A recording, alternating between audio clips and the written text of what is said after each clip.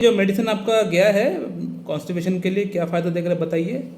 हाँ, तभी तो बताना था हम्म कॉन्स्टिपेशन के लिए जो मेडिसिन दिए थे हम्म उस मेडिसिन से 50% तक तो आराम है। 50% आराम है, ठीक है। हाँ, उसको खाए थे तो सही हुआ था। बीच में मैं कहीं चला गया दूसरी जगह, दवा नहीं ले पाए। हम्म नेपाल चले गए थे। तो हम्म हाँ, जब तक के लिए कोई दूसरा दवा खा रहे थे, लेकिन आपका दवा खाने से 50% मतलब अभी भी इम्प्रूवमेंट महसूस हो रहा है। 2 ही महीना दवा मेडिसिन, हाँ मैं देख रहा हूँ मेडिसिन आपका छूट गया है बीच में। हाँ, बीच में मेडिसिन छूटा हुआ बहुत दिन मेडिसिन छूट गया है आपका। हाँ, एक ही बार पिछली मेडिसिन बार गया हुआ है, इस बार सेकंड हाँ मेडिसिन तो जाएगा। दवा खाने से सुनिए सर, दवा खाने से हम्म बाथरूम तो ठीक हो रहा था। मतलब शुरू में जब 20 दिन 25 दिन महीने दिन दवा खाया तो उतना असर नहीं हुआ। हम्म लेकिन जब दूसरा डोज स्टार्ट हुआ ना, हम्म तो उससे आराम मिला। अच्छा तो स्टार्ट। बाथरूम तो हो रहा था, लेकिन खाना सही से पचता नहीं। मतलब ऐसा महसूस होता है कि मेरे बाथरूम में बंद है थोड़ा सा, हम्म और ऐसा लगता है कि खाना सही से पच के बाथरूम नहीं हो रहा है। ठीक। स्टार्टिंग के 15 डेज में आपको फ़र्क नहीं आया, उसके बाद आपको फ़र्क आना स्टार्ट हुआ, ये बात है ना। हाँ, मतलब नमस्कार दोस्तों, अभी आपने जिस पेशेंट का आवाज़ सुना, इस पेशेंट को बेसिकली कॉन्स्टिपेशन की प्रॉब्लम है, कब्जियत की प्रॉब्लम है। पिछले कई सालों से इनको प्रॉब्लम है। लेग्जेटिव वगैरह खाए बगैर इनका पेट साफ नहीं हो पा रहा था, और मेरे पास आने से पहले कई जगहों से ट्रीटमेंट भी किया हुआ है। होम्योपैथिक ट्रीटमेंट किया हुआ है, आयुर्वेदिक किया हुआ है, यूनानी किया हुआ है, लेकिन कुछ खास फर्क नहीं पड़ा हुआ था। लेग्जेटिव इनको खाना पड़ रहा था, तो पेट थोड़ा बहुत साफ इनको लेग्जेटिव से हो रहा था, लेकिन कोई और मेडिसिन काम नहीं कर रहा था। अब ये पेशेंट मेरे पास आने से मैं इनका थॉरोली केस टेकिंग किया। पहले केस टेकिंग करने के बाद पेशेंट को कुछ ऑक्सिलरी मेजर्स बताया कि क्या क्या खाना है, क्या क्या नहीं खाना है। पहले ये मैं लिस्ट पेशेंट को दिया।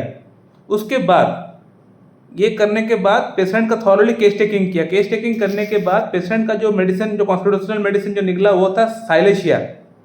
साइलेशिया पेशेंट को मैं 0/1, 0/2, 0/3, 0/4, ये 4 पोटेंसी में मैंने साइलेशिया पेशेंट को मैंने दिया है। स्टार्टिंग का 10-15 दिन में कुछ खास फर्क इनको नहीं पड़ा था, लेकिन जैसे ही 0/2 स्टार्ट किए तो पेशेंट को अच्छा फर्क आना स्टार्ट हो गया था।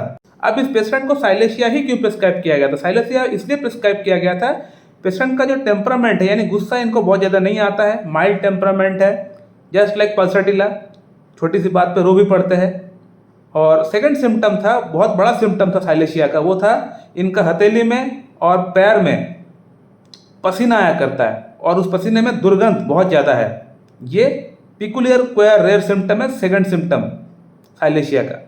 थर्ड सिम्टम ये था कि इनका जो डिस्चार्ज है, डिस्चार्ज से ऑफेंसिव गंध आया करता है, यानी टॉयलेट से, लैट्रिन से दुर्गंध बहुत ज़्यादा है। फोर्थ सिम्टम की अगर बात करें, पेशेंट को अगर कहीं पे घाव होता है या कहीं पे कुछ स्किन डिजीज होता है, तो वो सूखने में, हील होने में बहुत टाइम लगता है। ये और एक सिम्टम है साइलेशिया का। फिफ्थ सिम्टम की अगर बात करें, इनको हेडेक होता है। हेडेक स्टार्ट होता है बैक से और एंड होता है यहाँ पे आके, ये साइलेशिया का हेडेक है। सिक्स सिम्टम की अगर बात करें, तो ऊपर देखने से इनको वर्टाइगो आता है, चक्कर होता है। तो ये हो गया साइलेशिया का कुछ सिम्टम्स। इन सिम्टम्स को ऊपर बेस करके पेशेंट को मैं साइलेशिया प्रिस्क्राइब किया था, और स्टार्टिंग का 2 महीने में ही पेशेंट को इतना अच्छा फर्क पड़ गया कि पेशेंट खुद बताया कि डॉक्टर साहब 50% इंप्रूवमेंट मुझे हो गया। 50% नहीं, और वो इंप्रूवमेंट हुआ है, 70% इंप्रूवमेंट हुआ है, कम से कम मानकर चल सकते हैं। तो बहुत अच्छा इंप्रूवमेंट पेशेंट को हो गया है। तो आप लोगों ने देख लिया कि कैसे कॉन्स्टिट्यूशनल ट्रीटमेंट के तहत हम लोग पेशेंट को ठीक कर सकते हैं। 8-10 मेडिसिन हाइड्रोस्टिस देने से, ये देने से, वो देने से पेशेंट का प्रॉब्लम सॉल्व नहीं होता। डॉक्टर रेकबेक का इतना नंबर, एडल का इतना नंबर, ये सब करने से पेशेंट का प्रॉब्लम ठीक नहीं हो पाएगा। सिंगल मेडिसिन देना पड़ेगा, कॉन्स्टिट्यूशनल ट्रीटमेंट करना पड़ेगा, तभी जाकर पेशेंट का प्रॉब्लम ठीक हो पाएगा। तो इस तरह का प्रॉब्लम तभी सॉल्व हो पाएगा जब आप पेशेंट का थॉरोली केस टेकिंग करके सिंगल मेडिसिन देंगे।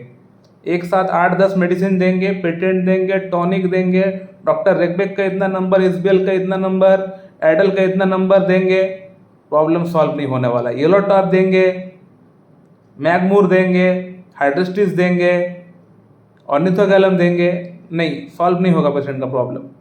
सिंगल मेडिसिन देना पड़ेगा आपको। पूरा केस टेकिंग करने के बाद सिंगल मेडिसिन देंगे, तभी जाके पेशेंट का प्रॉब्लम सॉल्व हो पाएगा। मेरे पास कितने क्रॉनिक से क्रॉनिक मैंने कॉन्स्टिपेशन का प्रॉब्लम को ठीक किया हुआ है। हाँ, साथ में लाइफस्टाइल में भी पेशेंट को बदलाव लेके आना पड़ेगा, पेशेंट को बोलना पड़ेगा। बीइंग अ डॉक्टर आपका काम होता है पेशेंट को ये भी बोलना पड़ेगा। तो इसके लिए आपको पता होना चाहिए कि कौन कौन सा चीज़ पेशेंट को खाने के लिए बोलना है, कौन सी चीज़ पेशेंट को खाने के लिए मना करना है। बीइंग अ डॉक्टर ये आपको बोलना पड़ेगा। तो मेरे डियर फ्रेंड, मैं इस वीडियो को एंड करता हूँ। So thank you very much and have a good day.